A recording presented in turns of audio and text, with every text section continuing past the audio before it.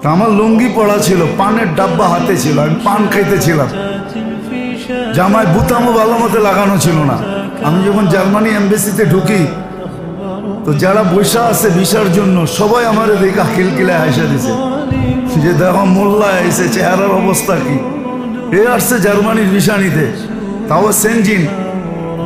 আমি কাউন্টারে যখন দাঁড়াইছি তো মহিলার অনেক গয়না পড়া ছিল, যে আমার ইন্টারভিউ নিতেছে, অধিকাংশ গয়না কালো। তা আমাকে জিজ্ঞেস করতেছে কি করো, আমি কি ব্যবসা, কি ব্যবসা, এই ব্যবসা, আমার গয়নাগুলো কালো হয়ে যায় কেন?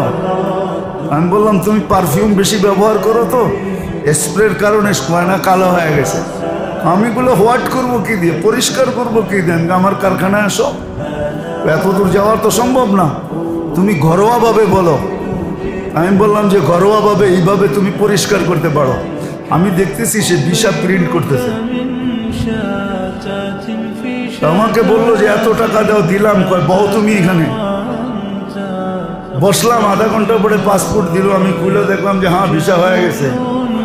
এখন সবাই সবার মুখ দেখা দেখি করতেছে যে মোল্লা কর্তিকায় তো বিশাল হয়ে গেল, আমরা তো ঘন্টার পর ঘন্টা বয়ে দিছি, কেউ তো ডাকেই না।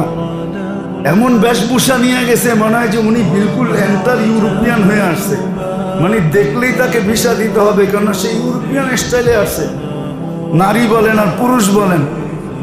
আমি ওইখানে বসে একটা পান খেলাম, মুসকে একটা হাসি দিলাম, বাইরে চলে আসলাম। বলে চাবি এইখানে না, চাবি ওইখানে।